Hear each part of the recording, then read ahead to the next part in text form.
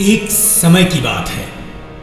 प्राचीन काल से मालवा क्षेत्र के एक शक्तिशाली राजा विक्रमादित्य अपनी प्रजा के लिए अत्यंत प्रिय थे। उनकी वीरता और न्यायप्रियता की कीर्ति दूर दूर तक फैली हुई थी, किंतु एक गंभीर समस्या ने उन्हें चिंता में डाल रखा था। उनके वंश की निरंतरता खतरे में थी। एक प्राचीन शाप के कारण राजा को कोई पुत्र प्राप्त ही नहीं हो रहा था। यह शाप एक ऋषि द्वारा दिया गया था, जिनका अपमान राजा के पूर्वज ने अनजाने में किया था। शाप के अनुसार राजवंश में पुत्र जन्म नहीं लेगा जब तक पितृ शांति का विशेष अनुष्ठान न हो। राजा विक्रमादित्य ने कई तीर्थों और मंदिरों में पूजा अर्चना की, किंतु कोई लाभ नहीं हुआ। तब एक रात्रि में उन्हें स्वप्न में भगवान महाकाल ने दर्शन दिए और अमलेश्वर के स्वयंभू शिवलिंग की ओर निर्देश किया। स्वप्न में भगवान ने कहा, हे विक्रमा, खारून नदी के तट पर मेरी स्वयंभू लिंग के समक्ष संत विश्वनाथ के नेतृत्व में पितृ शांति का अनुष्ठान कराओ। तुम्हारा श्राप तभी मिटेगा और तुम्हारे वंश की निरंतरता बनी रहेगी। राजा विक्रमादित्य तुरंत अमलेश्वर पहुंचे, जहां संत विश्वनाथ तपस्या में लीन थे।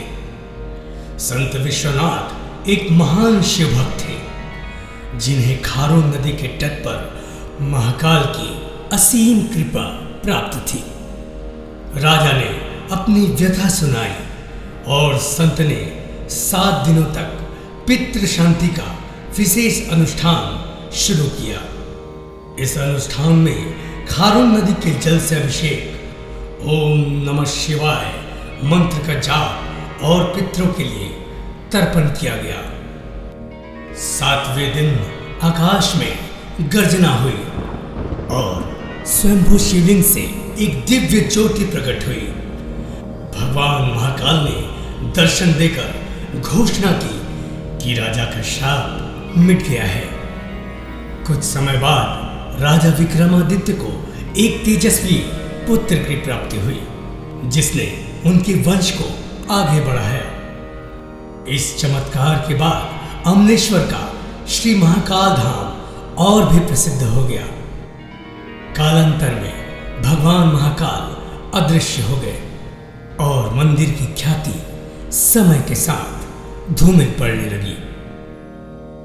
आधुनिक काल में दाऊ, जो कि डॉक्टर कल्याण सिंह के अग्रज थे, उन्हें एक रात्रि स्वप्न में भगवान महाकाल ने दर्शन दिए। भगवान ने उन्हें आदेश दिया, मेरे धाम को पुनर्जन्म दो। खारून नदी के तट पर मेरा स्वयंभू लिंग आज भी विद्यमान है। एक भव्य मंदिर का निर्माण करो और मेरी महिमा को पुनः स्थापित करो। दाऊ ने इस स्वप्न को ईश्वरीय संदेश मानकर श्री महाकाल धाम का जीर्णोद्धार शुरू कर दिया। उन्होंने अपनी संपत्ति और संसाधनों का उपयोग कर एक विशाल मंदिर का निर्माण करवाया, जो आज भक्तों के लिए आस्था का प्रमुख केंद्र है। स्थानीय मान्यता के अनुसार यह स्वयंभू शिवलिंग हर साल आकार में बढ़ता है, जो भगवान महाकाल की जीवंत शक्ति का प्रतीक है। कथा में यह भी कहा गया है कि इस लिंग की रक्षा के लिए एक नाग नागिन का जोड़ा वहां निवास करता है।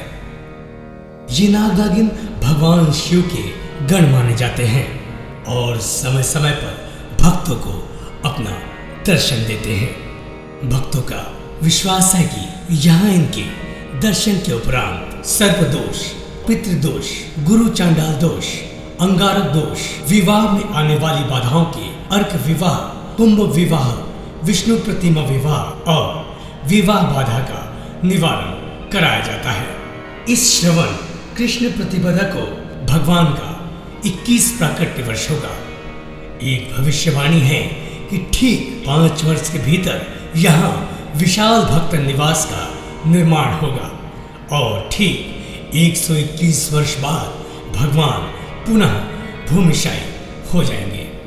जय महाकाल। यह कथा संत विश्वनाथ की भक्ति और महाकाल की कृपा से पितृ शांति के महत्व को दर्शाती है, जिसने राजा विक्रमादित्य के वंश को शाप से मुक्ति दिलाई और तभी से भगवान महाकाल की पावन निशा में हजारों भक्तगण पितृशाप से मुक्त होकर विशाल और समृद्ध परिवार के साथ सुख से वह कर रहे हैं। अमलेश्वर का स्वयंभू शिवलिंग भगवान महाकाल की जीवन शक्ति का प्रतीक है, जो हर साल बढ़ता है और भक्तों की आस्था को प्रबल करता है।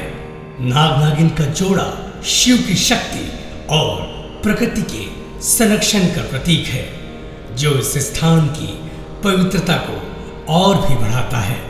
दाऊ अशोक अग्रवाल के प्रयासों ने श्री महाकाल धाम को पुनरुद्धार देकर इसे आधुनिक काल में भक्तों के लिए एक प्रमुख तीर्थ स्थल बनाया।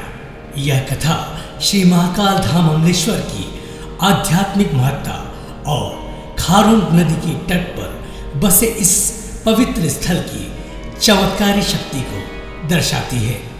जय महाकाल।